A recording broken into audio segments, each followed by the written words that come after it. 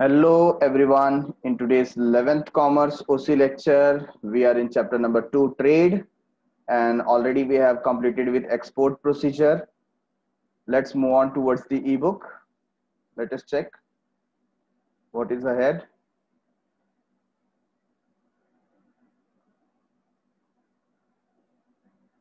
So come down to page number 35. We will start from here. First of all, let us check what we have done in the last lecture quickly.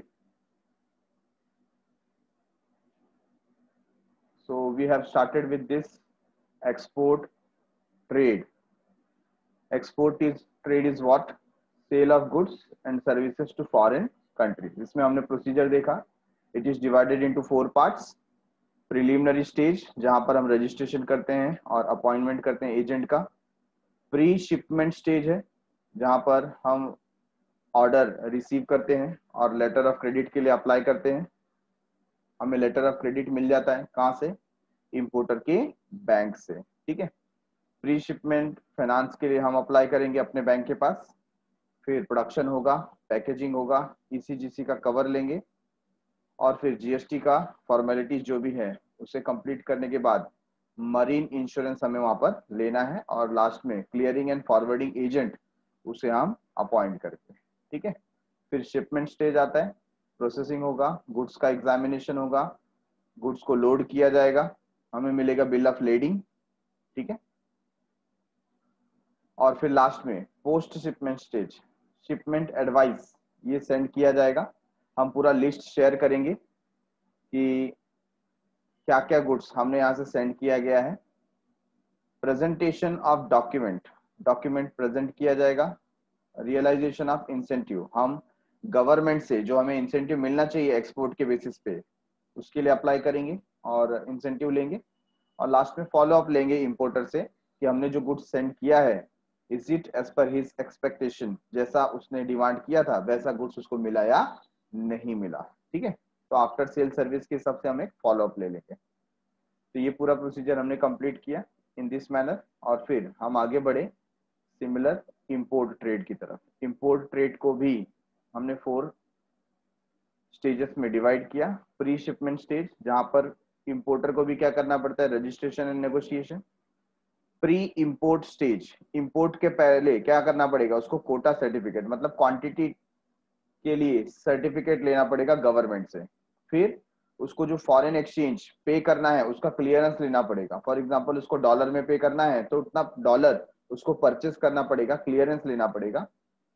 Order placement, फिर कोई भी exporter के पास वो order place करेगा, letter of credit अपने bank से बनवा करके एक्सपोर्टर को देगा, क्लियरिंग एंड फॉरवर्डिंग एजेंट को बुक करेगा, शिपमेंट एडवाइस वो प्रिपेयर करेगा. ठीक है. इंपोर्ट स्टेज में क्या होता है? सारे डॉक्यूमेंट्स मिल जाएंगे, बिल ऑफ एंट्री मिल जाएगी, डिलीवरी ऑर्डर हमारे पास आ जाएगा, कस्टम से क्लियरेंस करवाना पड़ेगा ताकि गुड्स हमें मिल सके. ठीक है. तो हम लोग थर्ड स्टेज में है, stage C. So I think already we have covered with B part.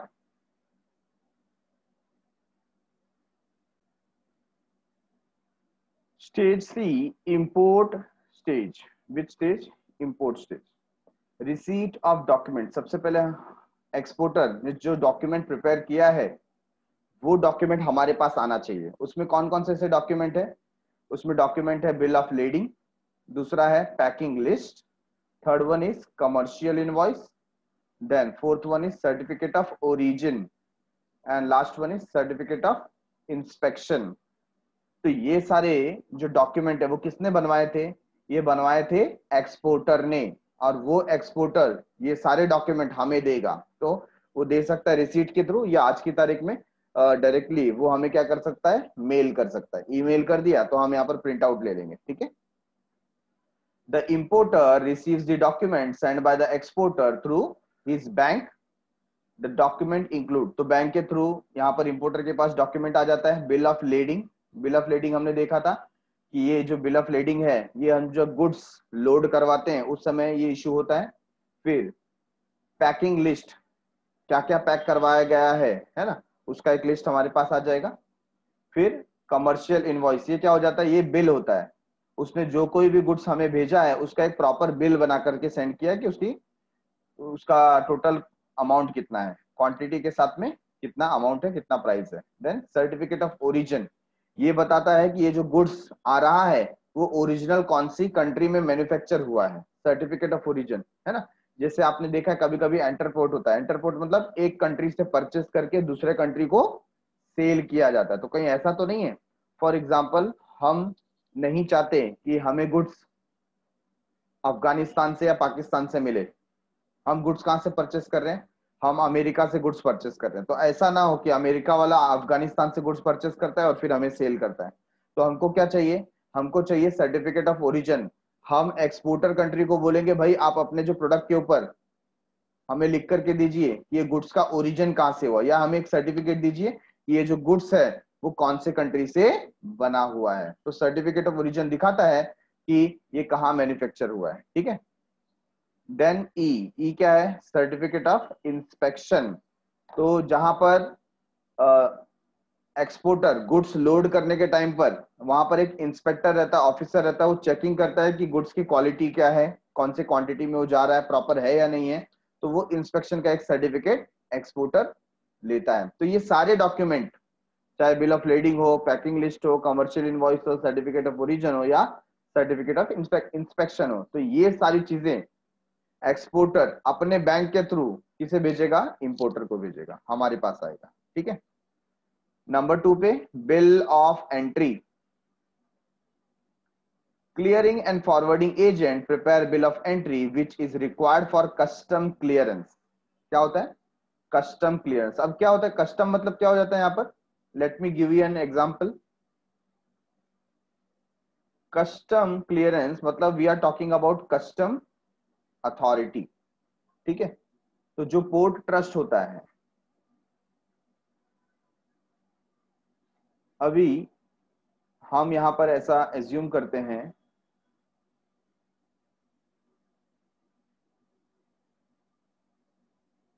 कि ये एक पोर्ट ट्रस्ट अथॉरिटी है, ठीक है।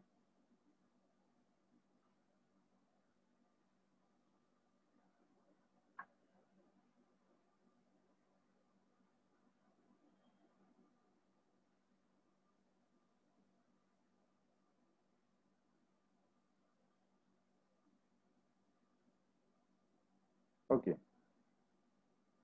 तो ये जो पोर्ट ट्रस्ट है ये हमारे इंडिया का है,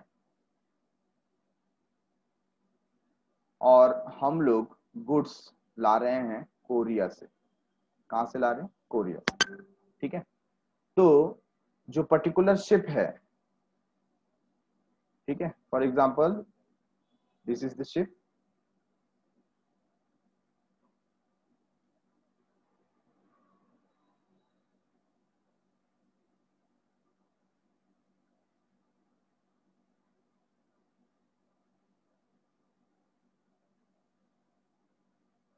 ठीक है।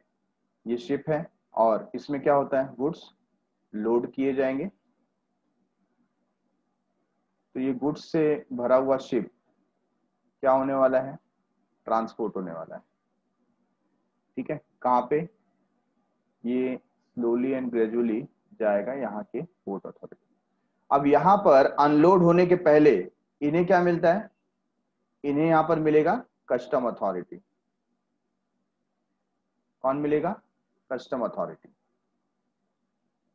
ठीक है।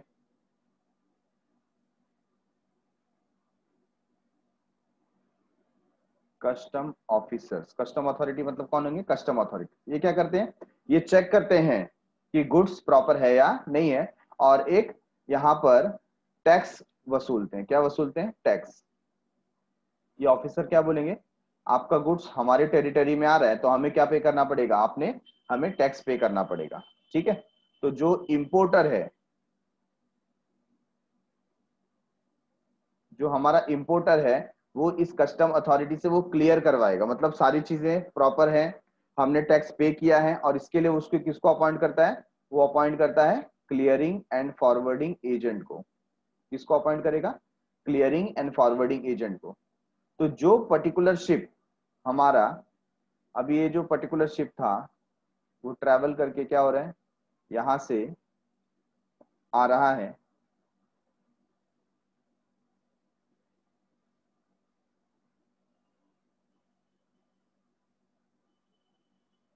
ठीक है, ट्रैवल करके वो यहाँ इस पोर्ट अथॉरिटी तक आया, राइट। अभी यहाँ पे आने के बाद ये गुड्स अनलोड होगा क्या? पहले नहीं होगा, पहले क्या लेना पड़ेगा? क्लियरिंग एंड फॉरवर्डिंग एजेंट के थ्रू हमें कस्टम अथॉरिटी से परमिशन लेना पड़ेगा। कस्टम अथॉरिटी गुड्स को क्या करेगी? अनलोड करेगी। तो गुड्स यहाँ से क्या हो जाएगा? अनलोड होगा, ठीक है ना। तो यहाँ पर ये गुड्स जो है किसके कब्जे में रहेगा? कस्टम अथॉरिटीज के कब्जे में रहेगा, ठीक है। ये जो भी गुड्स यहाँ पर है किसके अथॉरिटी में रहेगा? कस्टम अथॉरिटीज के कब्जे में रहेगा। और जब तक आप वहां पर सारे फॉर्मेलिटीज कंप्लीट नहीं करते हैं तब तक आप गुड्स लेकर के जा सकते नहीं है, ठीक है। तो यहाँ पर आपको टैक्स वगैरह पे करके सारे क्लियरेंस कराने पड़ते हैं। तो वही चीज लिखा है यहाँ पर, clearing and forwarding agent prepare the bill of entry. वो क्या प्रिपेयर करेगा? Bill of entry which is required for custom clearance. Custom clearance के लिए बहुत जरूरी है, ठीक है। तो यहाँ पर बिल ऑफ एंट्री बहुत इंपॉर्टेंट हो गया। The bill of entry gives detail about number of packages, quality of goods, price of goods etcetera. तो यहाँ पर जब हम बात कर रहे हैं बिल ऑफ एंट्री के बारे में तो क्या क्या इंफॉर्मेशन देता है? नंबर ऑफ पैकेजेस, कितने पैकेजेस हैं, उनकी क्या क्वालिटी का प्रोडक्ट उसमें रखा हुआ है, क्या प्राइस है, ये सारी इंफॉर्मेशन बिल ऑफ एंट्री में होती है। यस। अब delivery order. The clearing and forwarding agent obtain delivery order from the shipping company. अब जो मेन शिपिंग कंपनी थी जिसका ये शिप है उनसे हमको क्या मिलने वाला है? डिलीवरी ऑर्डर मिलने वाला है, ठीक है। The shipping company gives the delivery order on payment of freight. अब यहां पर ये डिसाइड करना बहुत जरूरी है कि फ्रेट कौन पे करेगा, ठीक है। यहां कोरिया में जो एक्सपोर्टर बैठा हुआ है हो सकता है ये फ्रेट पे करे। फ्रेट पे करने का मतलब क्या होता है? What do you mean by freight? Freight का मतलब होता है ये जो ट्रांजैक्शन था, ये जो ट्रांसपोर्टेशन था उसका खर्चा, है ना। तो ये जो शिपिंग का कॉस्ट है उसको क्या बोलते हैं हम लोग? फ्रेट बोलते हैं। What do you mean by freight? Shipping cost, transportation charges, yes right. तो ट्रांसपोर्टेशन चार्जेस जो होता है उसको हम फ्रेट बोलते हैं। अब ये हो सकता है हमारा जो म्यूचुअल अंडरस्टैंडिंग है, एक्सपोर्टर ने बोला इंपोर्टर को भाई शिप वहां पे पहुंचेगा ना तो आपको पे करना है, मैं पे करने वाला नहीं हूँ, तो फिर ठीक है, म्यूचुअल अंडरस्टैंडिंग है, इंपोर्टर पे करेगा। लेकिन अगर दोनों के बीच में डील हुई है कि ये जो फ्रेट है वो एक्सपोर्टर पे करके भेजेगा तो वो एक्सपोर्टर को पे करना चाहिए। तो यहाँ पर जो हम पढ़ रहे हैं वो क्या लिखा हुआ है? Order on payment of freight. तो यहाँ पर शिपिंग कंपनी क्या करती है? ऑर्डर देती है ना, gives the delivery order on payment of freight. जैसे फ्रेट का पेमेंट हो गया वैसे ही वो क्या कर देगी? डिलीवरी का ऑर्डर दे देगी। Delivery order helps to unload the goods from the vessel, ठीक है। तो जैसे ही जो शिपिंग कंपनी है, सपोज हमारे यहाँ पर शिपिंग कंपनी, शिपिंग कंपनी का क्या होती है? जिसका शिप होता है, ठीक है। ये पर्टिकुलर शिपिंग कंपनी है,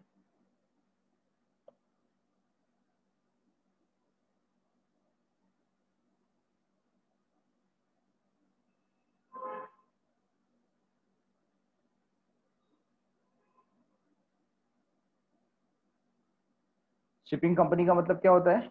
पूरी जितनी भी शिप चलने वाली हैं, है ना, उसका जो भी मालिकाना अधिकार है वो शिपिंग कंपनी के पास है। तो ये कौन है? Owner of the ship, owner of ship. तो ये शिपिंग कंपनी क्या देगी? वहां पर ऑर्डर इश्यू करेगी, ठीक है। लेकिन डिलीवरी ऑर्डर कब मिलेगा? जब इनको फ्रेट मिल जाएगा, ठीक है। तो ये फ्रेट का पैसा जब शिपिंग कंपनी को मिल जाएगा, चाहे वो एक्सपोर्टर दे चाहे वो इंपोर्टर दे, तो पहले वो बोलेंगे हमको फ्रेट का पैसा दे दो और फिर हम आपको क्या देंगे? डिलीवरी ऑर्डर देंगे। तो डिलीवरी ऑर्डर करने के बाद ही क्या होता है? यहां से ये जो गुड्स रखे हुए हैं ये गुड्स क्या होंगे? अनलोड होंगे, ठीक है। उन्हें पोर्ट पे उतारा जाएगा।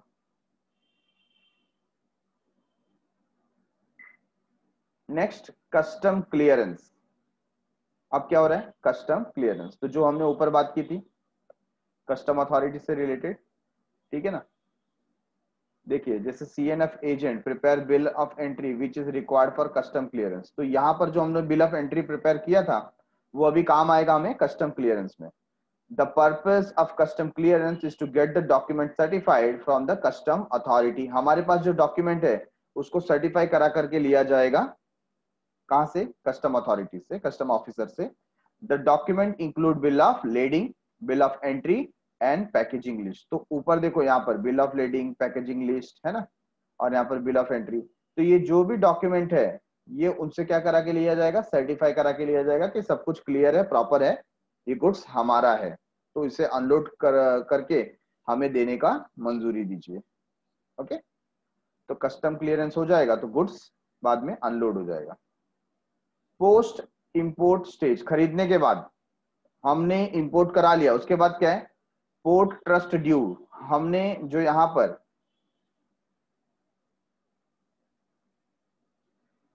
जो पोर्ट अथॉरिटी था, इनका जो भी ड्यूज है ना, ये कस्टम अथॉरिटी अलग है, और ये जो पूरा पोर्ट है,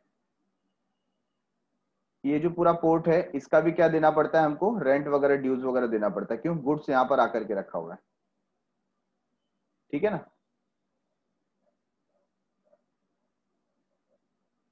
तो इनका जो ड्यूज है वो क्लियर करना पड़ेगा, जिससे हम बोलते हैं पोर्ट ड्यूज। जो भी उनका रेंट है या गुड्स को वहां पर रखने का जो भी भाड़ा लगता है ना, या लोडिंग अनलोडिंग चार्जेस, वहां पर जो लोगों ने काम किया है, जो भी ड्यूज बनता है वो ड्यूज हम क्या करेंगे? वहां पे पे करेंगे। Getting it?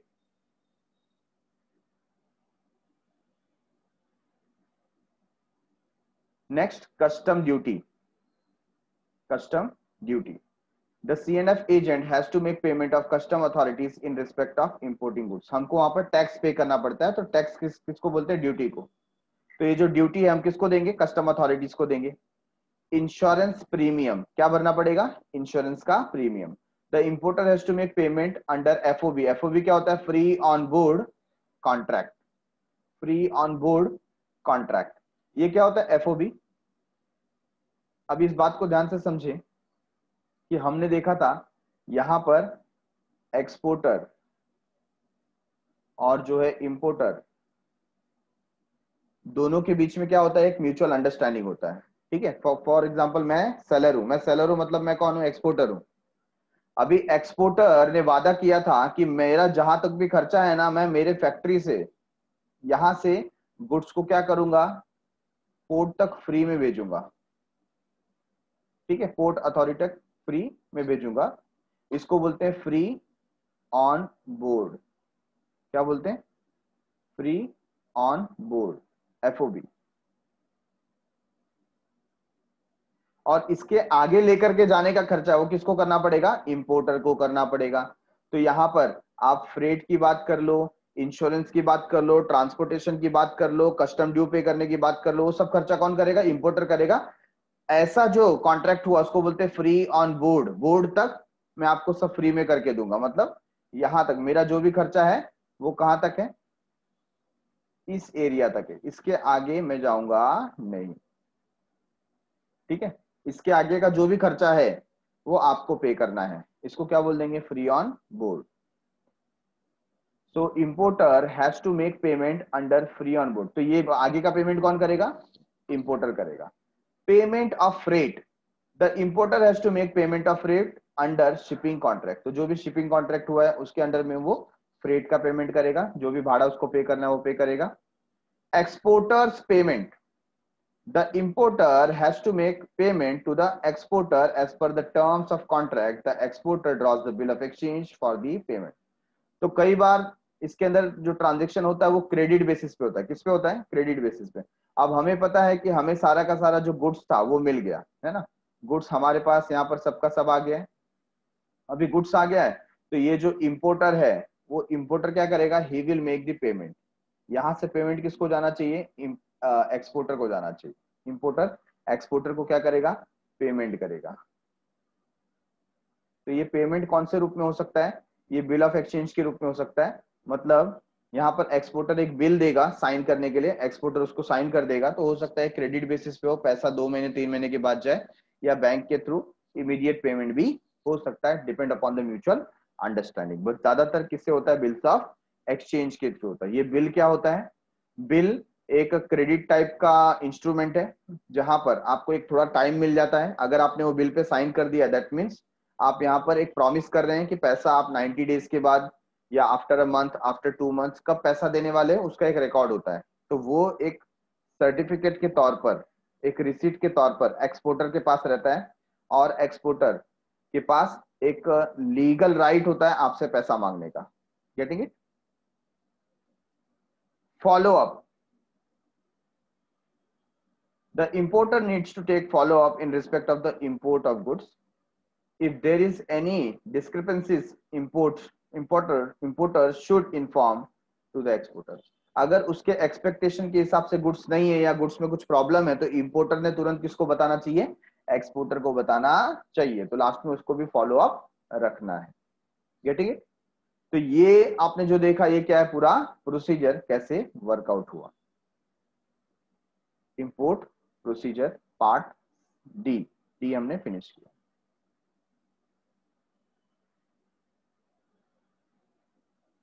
हमने फिनिश किया एक्सपोर्ट प्रोसीजर, हमने फिनिश किया इंपोर्ट प्रोसीजर, और now we are looking at entrepot trade. कौन सा ट्रेड? एंटरपोर्ट ट्रेड। अब ये पहले ही बात हो चुकी थी। एंटरपोर्ट का मतलब क्या होता है? एंटरपोर्ट का मतलब होता है जब आप एक कंट्री से गुड्स परचेस करके, है ना, दूसरे कंट्री को क्या करते हैं? सेल करते हैं, उसे बोला जाता है एंटरपोर्ट। तो यहां पर सपोज आप गुड्स परचेस कर रहे हैं जापान से, जापान से गुड्स परचेस कर रहे हैं। कौन परचेस कर रहा है? इंडिया परचेस कर रहा है। और किसको सेल कर रहा है? यूएसए को। ठीक है, तो हमने गुड्स परचेस किया फ्रॉम जापान, तो इसे एक्चुअली क्या बोला जाएगा? इसे बोला जाएगा इंपोर्ट। हमने पहले क्या किया? इंपोर्ट। अब विदाउट मच चेंजेस, हमने ज्यादा उसमें कुछ चेंजेस नहीं किया, है ना, थोड़ी बहुत पैकिंग वगैरह हमने चेंज की, और इसको क्या कर रहे हैं? हम इंडिया से सेंड कर रहे हैं, सेल कर रहे हैं। कहां पर? यूएसए में।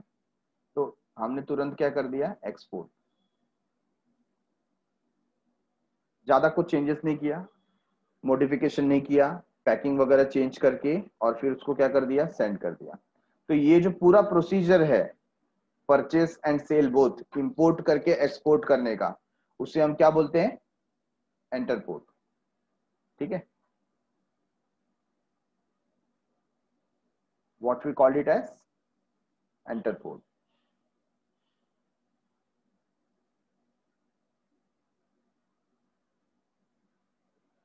तो एक बार हमने इंपोर्ट किया और फिर हमने एक्सपोर्ट किया, तो इनका कॉम्बिनेशन को हम बोलते हैं एंटरपोर्ट। ठीक है,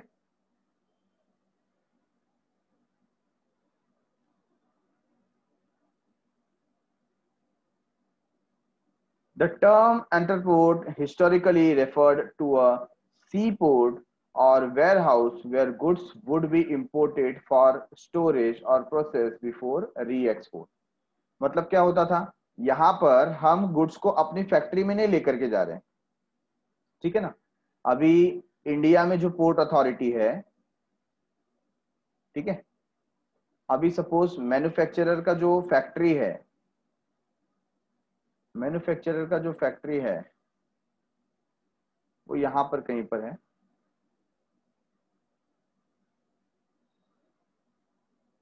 ठीक है, ये उसका फैक्ट्री है। तो यहां से जो गुड्स आ रहा है ना,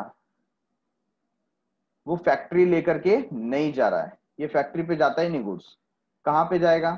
यहां पर जो वेयर हाउस है, क्या है? Warehouse. ये जो वेयर हाउस है, ठीक है, इस वेयर हाउस में गुड्स का क्या होगा? प्रोसेसिंग होगा। और ये पोर्ट अथॉरिटी के आसपास ही रहता है, मतलब हम ज्यादा कुछ मॉडिफिकेशन तो करने वाले नहीं है। थोड़े बहुत चेंजेस करके उस पर स्टिकर वगैरह चेंज करके रीपैकिंग करके फिर क्या कर देंगे? उसको वहां से रवाना कर देंगे। मतलब गुड्स हमने अपने फैक्ट्री तक लाया है नहीं, ज्यादा कोई मॉडिफिकेशन नहीं है।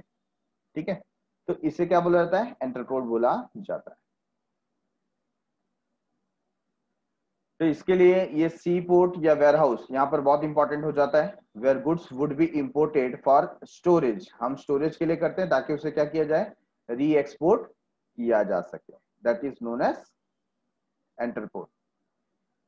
It is also refers to the practice of re-exporting goods with or without processing or repackaging them again, है ना। हमने उनको ज्यादा कुछ प्रोसेस नहीं किया, रीपैकेजिंग वगैरह ज्यादा नहीं किया, हमने क्या कर दिया, डायरेक्ट इंपोर्ट करके एक्सपोर्ट कर दिया।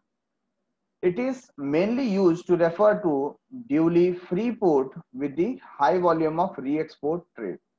तो इसे क्या बोलते हैं, free ports with a high volume of री एक्सपोर्ट ट्रेड। ज्यादा से ज्यादा जहां पर री एक्सपोर्ट होता है ऐसी जगह पर इसको यूटिलाइज किया जाता है। It is mainly use to refer to duly free ports, ठीक है। तो जहां जितनी बार हम इंपोर्ट करके एक्सपोर्ट कर देते हैं तो इसको लिए फिक्स टर्म रख दिया, कौन सा, एंटरपोर्ट। कौन सा टर्म रख दिया, एंटरपोर्ट।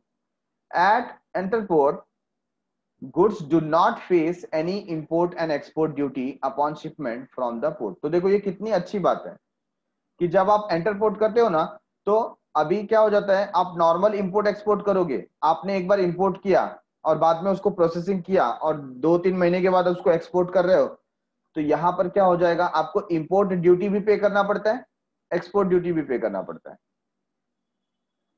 इंपोर्ट ड्यूटी, एक्सपोर्ट ड्यूटी जो भी अप्लीकेबल होगा वो आपको पे करना पड़ता है। लेकिन व्हेन यू आर डूइंग एंटरपोर्ट, आप सीधा गुड्स ला करके क्या कर रहे हो, सेल कर रहे हो, तो ना आपको इंपोर्ट ड्यूटी देना पड़ता है ना आपको एक्सपोर्ट ड्यूटी देना पड़ता है। तो आपका दोनों ड्यूटी बच गया, यहां पर आपका फायदा हो गया।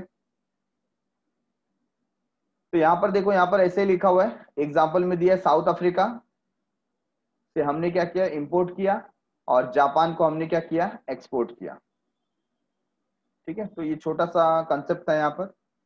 अब हमारे सामने आ गया है डिस्टिंग्विश बिटवीन, हमने जो पहले कवर अप किया था regarding itinerant retailer and fixed shop retailer. Itinerant retailer मतलब क्या होता है, ऐसे सेलर्स, ऐसे रिटेलर जिनके पास अपना खुद का फिक्स्ड प्लेस नहीं होता, फिक्स्ड शॉप नहीं होता, बहुत ही स्मॉल लेवल पे ये बिजनेस कंडक्ट करते हैं, ठीक है। तो मीनिंग पे आ जाते हैं। Meaning, this retailer do not have fixed place of business. तो आप यहाँ पर अंडरलाइन करेंगे, do not have fixed place of business। The retailer are those who have fixed place of their business। उसको क्या बोलते हैं, फिक्स्ड शॉप रिटेलर। कैपिटल, कैसा कैपिटल लगेगा, यहाँ पर कैपिटल लिमिटेड लगेगा, और फिक्स्ड शॉप होगा तो वहां पर कैपिटल हायर लगेगा। Stock of goods, they keep limited stock, बहुत ही कम स्टॉक रखते हैं, लिमिटेड रखते हैं। दे कीप लार्ज स्टॉक, यहाँ पर आपको स्टॉक ज्यादा मिलेगा। क्वालिटी ऑफ गुड्स, ये बहुत ही लो क्वालिटी का गुड्स सेल करते हैं। कैसे क्वालिटी का, लो क्वालिटी का। और यहाँ पर ये क्वालिटी गुड्स हमको देखने को मिलता है, मतलब better quality.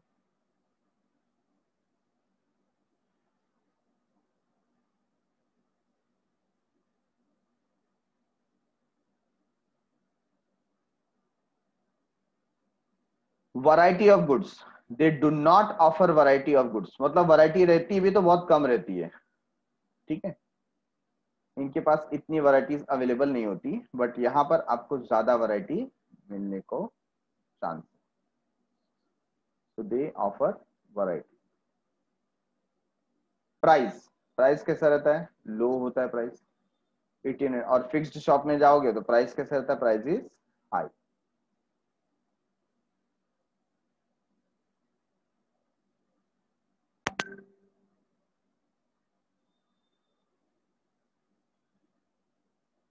Credit facility, they don't give credit facility. आप यहाँ पर आएंगे तो आपको क्रेडिट फैसिलिटी नहीं मिलेगी, जबकि फिक्स्ड शॉप पे आपको क्या मिलेगी, क्रेडिट फैसिलिटी मिलेगी। आप एक बार उधार भी लेकर के जाओगे तो भी चलेगा।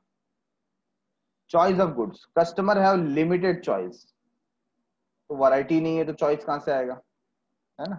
कस्टमर को कैसी चॉइस मिलती है, लिमिटेड चॉइस। यहाँ पर more scope. Door to door services, तो यहाँ पर आपको डोर टू डोर सर्विस मिल जाता है, ठीक है।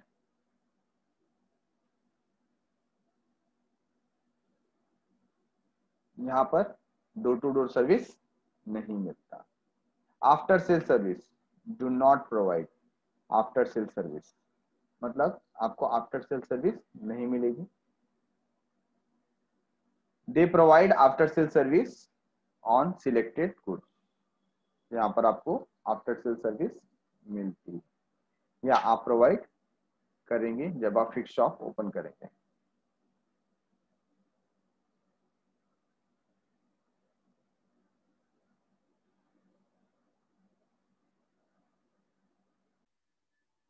So second distinguish is regarding general store and specialty shop। तो यहाँ पर क्या होता है, वाइड रेंज ऑफ गुड्स आपको मिलते हैं। कैसे वाइड रेंज, मतलब you will get wide variety. Okay,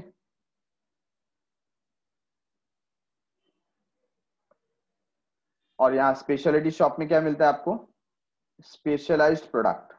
कैसा प्रोडक्ट, स्पेशलाइज्ड प्रोडक्ट आपको यहाँ पर मिलता है। लोकेशन, ज्यादातर ये रेसिडेंशियल एरियाज के पास होते हैं। कहाँ पे होते हैं, नियर रेसिडेंशियल एरियाज। और स्पेशलिटी शॉप जो है वो आपको कहां पर मिलेंगे, शॉपिंग सेंटर में मिलेंगे। प्राइसेस कैसे रहेंगे, जनरली लो प्राइस आपको यहां पर मिलता है क्योंकि ये जनरल शॉप है।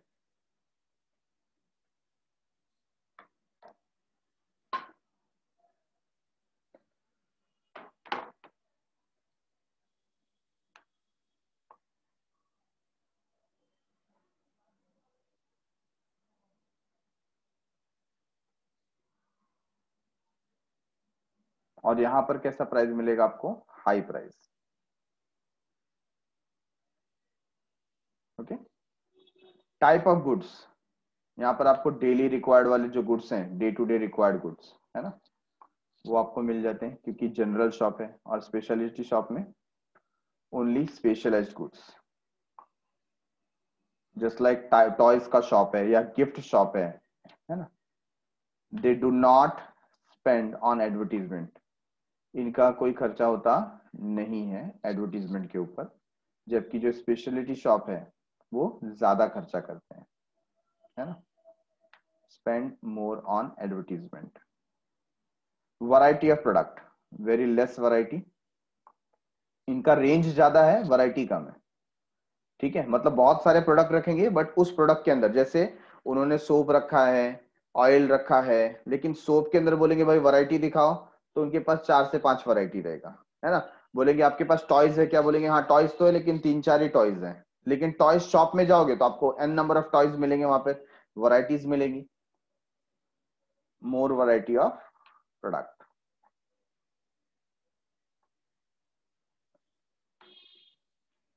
Now departmental store and chain store. तो टोटल आप देखिए कितने सारे डिस्टिंग्विश यहाँ पर आपको रीड करने के लिए है। तो आप अगर डिस्टिंग्विश को भी अच्छे से बाय हार्ट कर लेते हैं, ये जितने भी डिस्टिंग्विश दिए, तो आपका एक क्विक रिवीजन हो जाता है कि नहीं। तो अब डिस्टिंग्विश को जरूर कीजिए। हमने डिस्टिंग्विश नंबर 2 किया। Now moving towards third one, departmental store and chain store. First is what meaning, it is large scale retail store. कैसा store, large scale retail store, having various varieties, having various departments और sections selling different goods under one roof। एक ही छत के नीचे आपको बहुत सारे varieties मिलते हैं, डिपार्टमेंट मिलते हैं, गुड्स मिलते हैं। ठीक है, और चेन स्टोर क्या होता है, it's a retail shop owned and controlled and managed by single organization selling one line product located in different part of the city। बराबर है। तो यहां पर तो जो डिपार्टमेंटल स्टोर है ये एक लार्ज स्केल रिटेल स्टोर है। वेरियस डिपार्टमेंट आपको यहां पर मिल जाएंगे, वेरियस सेक्शंस मिल जाएंगे under one roof.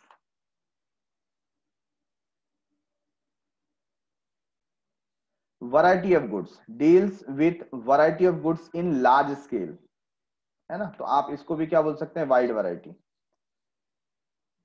Deals goods of one particular manufacturer only, तो ये जो चेन स्टोर होता है, जैसे टाइटन का स्टोर है, तो आपको सारे टाइटन्स के ही आइटम मिलेंगे, दूसरी कंपनी के नहीं मिलेंगे, है ना।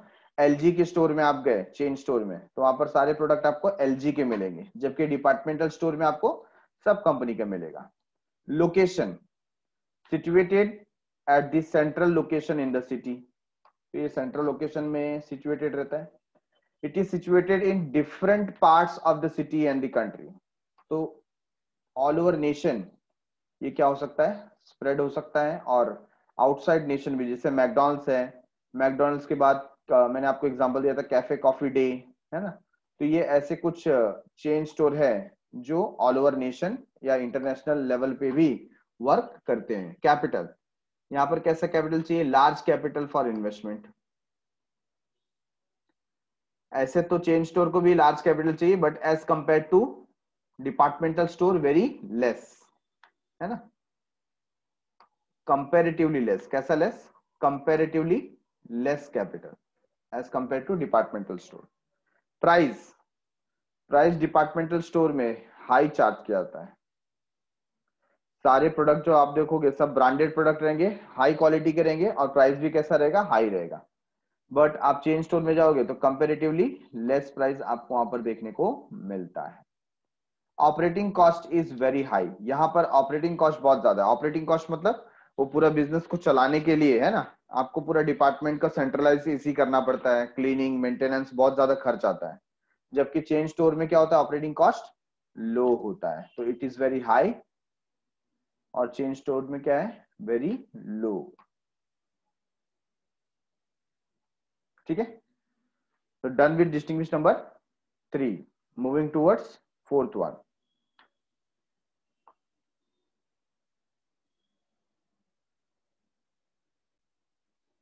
होलसेलर एंड रिटेलर, मीनिंग दिया है। होलसेलर किसको बोलते हैं, हम सबसे पहले इसमें चेक करते हैं chain of distribution. Chain of distribution क्या है, manufacturer, wholesaler, retailer, and last में कौन आता है, फाइनल कंज्यूमर। तो ये जो चेन है, इसमें हम किसको रीड कर रहे हैं, होलसेलर एंड रिटेलर को रीड कर रहे हैं। सो जो होलसेलर है, talking about them, a person who conducts the wholesale trade is called wholesaler. जो होलसेल में ट्रेड करता है उसको क्या बोलते हैं, होलसेलर, मतलब लार्ज क्वांटिटी में परचेस करता है फ्रॉम द मैन्युफैक्चरर, और रिटेलर को, कंज्यूमर को सेल करता है। ठीक है, तो कंडक्ट द होलसेल ट्रेड उसे होलसेलर बोलते हैं, ऐसा हम समझ सकते हैं। और यहाँ पर कंडक्ट द रिटेल ट्रेड, जो रिटेल ट्रेड कंडक्ट करता है उसे रिटेलर बोलते हैं। कैपिटल, कैपिटल कैसा चाहिए, लार्ज कैपिटल चाहिए। रिटेलर को कैसा कैपिटल चाहिए, लेस कैपिटल। यहाँ पर as compare to wholesaler, retailer को कम कैपिटल की जरूरत होती है। Link, links the manufacturer and retailer, आपने यहां पर देखा जो होलसेलर है ये किसके बीच की कड़ी है, ये मैन्युफैक्चरर और रिटेलर, इनके बीच की क्या है, ये कड़ी है ना, इनको जोड़ती है ये। तो होलसेलर जो है, it's a link between manufacturer and retailer, बराबर है।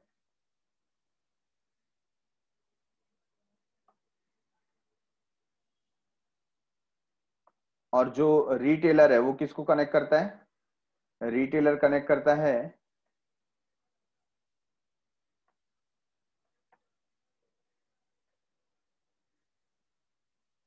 होलसेलर को और कस्टमर को, ये दोनों को क्या करता है, वो कनेक्ट करता है। तो retailer is a link between wholesaler and customer.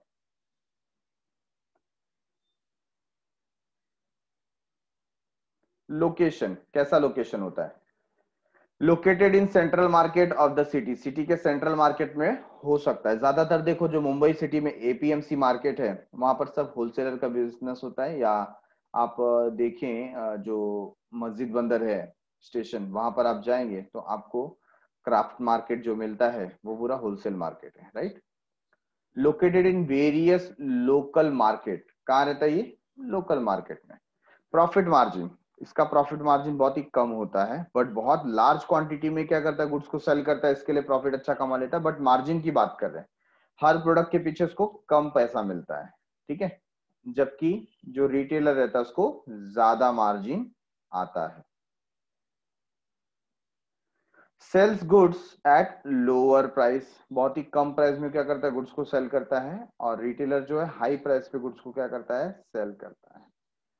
Offer credit facility to retailer, credit facility to retailer, जो रिटेलर है उसको क्रेडिट फैसिलिटी प्रोवाइड करता है, और ये किसको प्रोवाइड करता है, कस्टमर को, कस्टमर को वो उधारी में भी गुड्स देता है। वेयर हाउसिंग, क्या इसको वेयर हाउसिंग की जरूरत है? Yes, requires big warehousing for storing of the goods, इसको बड़े वेयर हाउस की जरूरत है, यहाँ पर इतना जरूरत नहीं है, तो limited warehousing is also okay, है ना, तो बहुत ही कम जगहों की सामान रखने के लिए तो भी चलेगा। स्पेशलाइजेशन, वन और फ्यू लाइन्स ऑफ गुड्स, तो उसको एक या एक से ज्यादा लाइन ऑफ गुड्स में क्या होना चाहिए, स्पेशलाइजेशन होना जरूरी है। Specialised in variety of goods, ये जो रिटेलर है ये बहुत सारे गुड्स में डील करता है, इसके लिए इसको बोलते हैं specialised in variety of goods.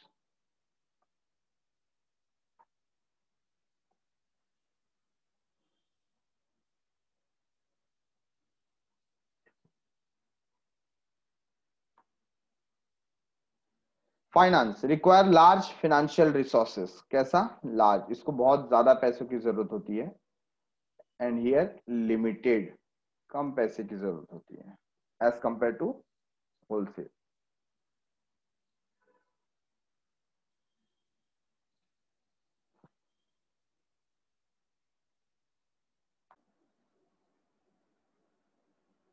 Now distinguish number 5, internal and foreign trade. तो इंटरनल ट्रेड को हम क्या बोल सकते हैं, और हम बोल सकते हैं डोमेस्टिक ट्रेड,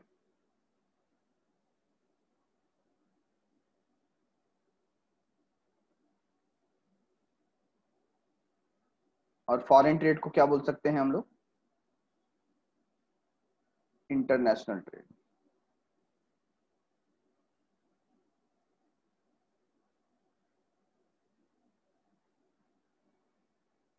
ठीक है, डोमेस्टिक एंड इंटरनेशनल ट्रेड, अगर इस नाम से भी डिस्टिंग्विश आता है तो उनको सेम पॉइंट्स जैसा लिखा है वैसा लिखना है।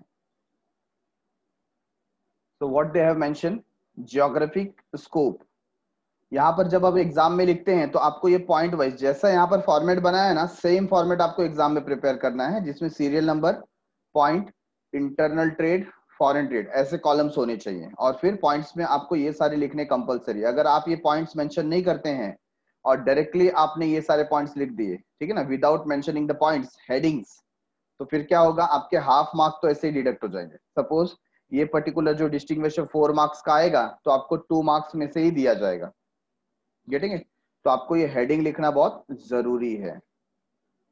So internal trade, geographic scope with in the national boundaries of the home country, ठीक है, जो आपका होम कंट्री है उसके नेशनल बाउंड्रीज के अंदर जो ट्रेड होता है उसे हम बोलते हैं इंटरनल ट्रेड।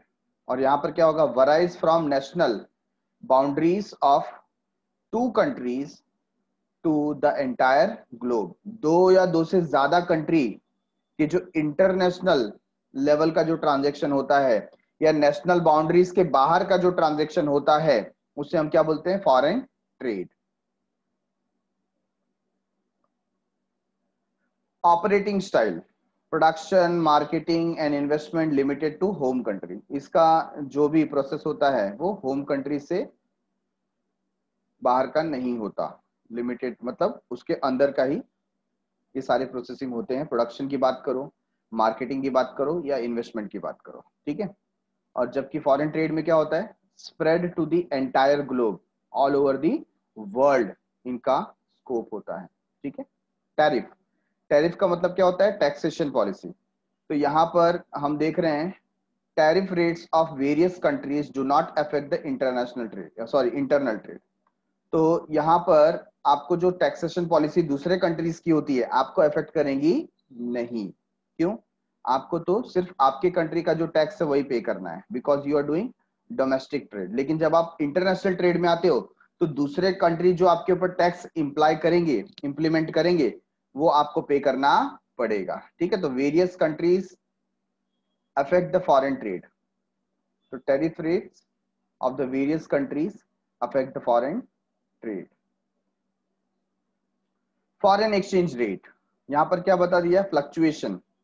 तो आप देखते हैं कि हमेशा जो डॉलर और रुपी का प्राइस है ना, जैसे अभी करंट सिचुएशन देखेंगे, $1 is equal to between 70 to 75 rupees, है ना, ऐसा चल रहा है। तो इसमें क्या होता है, वेरिएशन होता है, फ्लक्चुएशन होता है। फ्लक्चुएशन का मतलब क्या होता है, अप एंड डाउन, कभी रेट गिर जाता है, कभी रेट बढ़ जाता है। तो क्या फ्लक्चुएशन का इफेक्ट होम ट्रेड में होता है? Answer is no. क्यों? क्योंकि यहाँ पर तो सिंगल करेंसी यूज होती है। कैसी करेंसी यूज होती है? Single currency. Do not directly affect internal trade, internal trade को डायरेक्टली अफेक्ट करता नहीं है। बात समझ में आपको? क्योंकि ये जो फॉरेन करेंसी में चेंज हुआ, तो हम तो फॉरेन करेंसी में डील करते ही नहीं है डोमेस्टिक ट्रेड की जब बात होती है। But when we talk about foreign trade, तो फ्लक्चुएशन क्या करता है यहाँ पर, डायरेक्टली अफेक्ट करता है। क्योंकि सपोज हमको ऑस्ट्रेलिया के साथ में डील करना है, तो जब हम डॉलर पे करेंगे तो हमको रेट चेक करना पड़ेगा कि $1 equal to how many rupees, है ना। क्योंकि अगर हमने ऑस्ट्रेलिया से क्या किया, इंपोर्ट किया, तो हमको उसको पेमेंट करना पड़ेगा, और पेमेंट कौन से करेंसी में करना पड़ेगा, डॉलर्स में करना पड़ेगा। और डॉलर्स परचेस करना है तो हमको रुपी पे करना पड़ेगा, तो रेट देखना बहुत जरूरी है। अगर उस समय डॉलर महंगे होंगे तो हमको ज्यादा पेमेंट करना पड़ सकता है। Getting it? कोटाज, कोटास का मतलब क्या होता है, क्वांटिटेटिव रेस्ट्रिक्शन।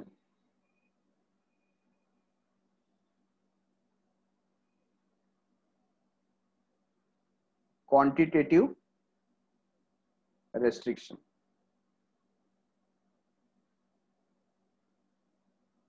तो यहां पर हर कंट्री चाहती है कि हमारे यहां पर इंपोर्ट कम होना चाहिए, एक्सपोर्ट ज्यादा होना चाहिए। हम परचेस कम करें, सेल ज्यादा करें, तो एक क्वांटिटेटिव रेस्ट्रिक्शन लगा दिया जाता है कि नहीं, कि हम इतने से ज्यादा परचेस कर सकते नहीं है। Getting it everyone? तो फॉरेन ट्रेड में क्या होता है, फॉरेन ट्रेड को कोटा के अंदर काम करना पड़ता है। जितना उनको कोटेशन दिया है, जितना क्वांटिटी के लिए उनको रिलीव किया गया है, अलाउ किया गया है, उसके ही लिए वो क्या कर सकते हैं, ट्रेड कर सकते हैं by various countries on export and import.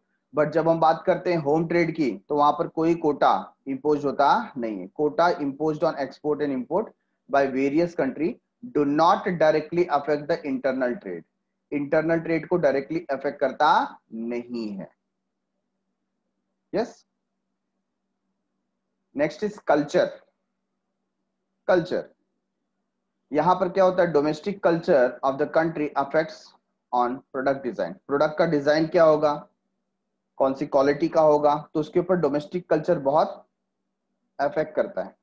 जबकि culture of the various countries affect on product design. जब आप प्रोडक्ट की डिजाइन की बात करते हैं, आपको डिफरेंट डिफरेंट कंट्रीज में सेल करना है, तो आपको बहुत ध्यान देना पड़ता है कि आपके प्रोडक्ट का डिजाइन क्या है, आपके प्रोडक्ट का कलर क्या है, आपके प्रोडक्ट का टेस्ट कैसा है। क्योंकि डिफरेंट डिफरेंट कल्चर्स में डिफरेंट टाइप्स ऑफ डिजाइन का इस्तेमाल किया जाता है, और हो सकता है कि हमने जो पर्टिकुलर डिजाइन यूज किया है वो किसी और कंट्री को क्या हो, अफेक्ट करे। बीच में ऐसा एक फेक न्यूज डेवलप हुआ था, मैं बात कर रहा हूँ 13-14 ईयर्स बैक, कि जो कोका कोला कंपनी है वो जो एडवर्टीजमेंट करती है, ठीक है ना, आपने देखा होगा कोका कोला का जो प्रिंटिंग होता है वो कर्सिव राइटिंग में लिखा होता है। किस में लिखा होता है, कर्सिव राइटिंग में, कोका एंड देन कोला, है ना, लाइक दिस। अब इसको किसी ने क्या किया, मिरर में देखा, इसको किसी ने मिरर में देखा, और मिरर में उनको कुछ अरेबियन लैंग्वेज में ये दिखाई दिया कि ये तो खुदा के नाम पे कुछ ऐसा लिखा हुआ है और ये अच्छी बात नहीं है, ये नहीं बिकना चाहिए। तो बहुत इसके ऊपर बड़ा केस हुआ था। बाद में कोर्ट में बोला कि कोई भी मिरर में देख करके प्रोडक्ट तो परचेस करता नहीं है, तो ये कोका कोला के नाम में कोई प्रॉब्लम नहीं है। Getting it? तो हमको कई बार ध्यान देना पड़ता है कि हम किस डिजाइन का, किस शेप का, किस कलर का, किस नाम का प्रोडक्ट बना रहे हैं, उसका सामने वाले कंट्री में क्या इम्पैक्ट हो सकता है, वहां के कल्चर में उसको किस नाम से देखा जाता है कि नहीं।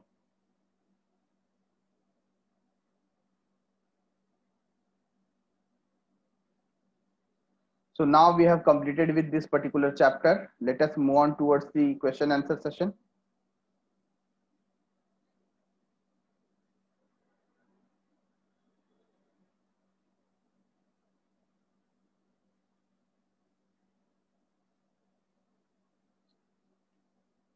Question number 1. Select the correct option and rewrite the sentence. इसमें से करेक्ट ऑप्शन कौन सा है? Dash is the link between producer and retailer. अभी अभी जस्ट हमने फिनिश किया, प्रोड्यूसर मतलब मैन्युफैक्चरर, तो उनके बीच का लिंक कौन हो जाता है? Wholesaler. Price charge by retailer is generally dash. तो जो प्राइस चार्ज किया जाता है रिटेलर के बाद वो क्या होता है? हायर, लोअर और फिक्स्ड। तो यहां पर इसका आंसर है इट्स हायर। ठीक है, जो रिटेलर चार्ज करता है वो हाई प्राइस चार्ज करता है। अ wholesaler invest dash capital in the business. Wholesaler कौन सा कैपिटल इन्वेस्ट करता है? Large capital. बराबर है।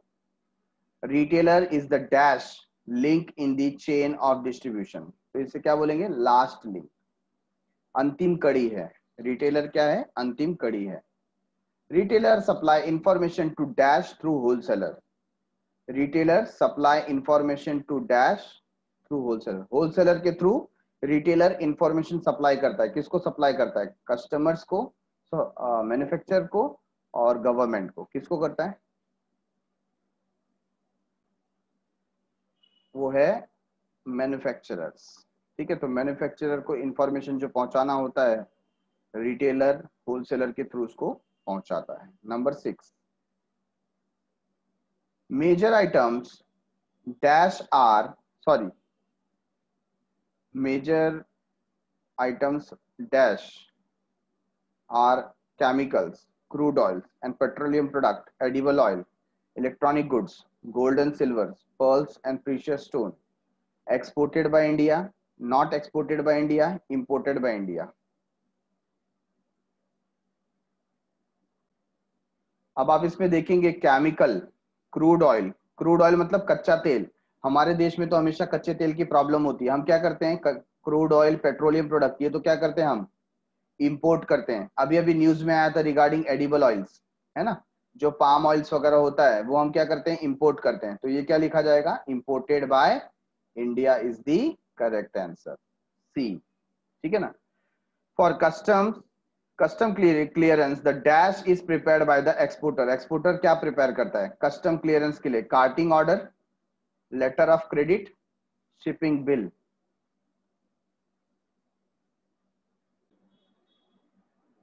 तो सेवेंथ का आंसर क्या आएगा? Shipping bill. Shipping bill is the correct answer. ठीक है। Number 8, dash carry goods on their head in basket और कंटेनर। कौन करता है ऐसा? Peddlers. Peddlers are the correct answer. ठीक है। Dash open their shop on market days. जो फिक्स डेज होता है उसको क्या बोलेंगे हम? मार्केट ट्रेडर्स, है ना। हमने बात की थी शनिवार पेट, गुरुवार बाजार, संडे बाजार, है कि नहीं। तो मार्केट ट्रेडर आ जाएगा इसमें। Retail retailers dash retailers deals in particular goods.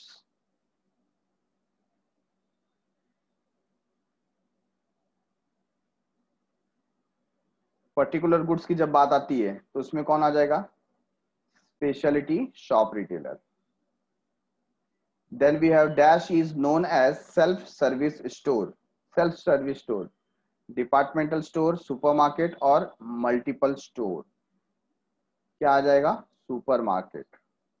ठीक है, यहाँ पे सेल्फ सर्विस आपको करनी पड़ती है, तो उसमें डीमार्ट का एग्जांपल आ जाता है। ओके, तो समय समाप्ति की घोषणा, डन फॉर द डे। आज के लिए इतना काफी है। With new chapter. मिलते हैं अगले एपिसोड में, तब तक के लिए बाय बाय, शुक्रिया, शब्बा खैर, सायोनारा।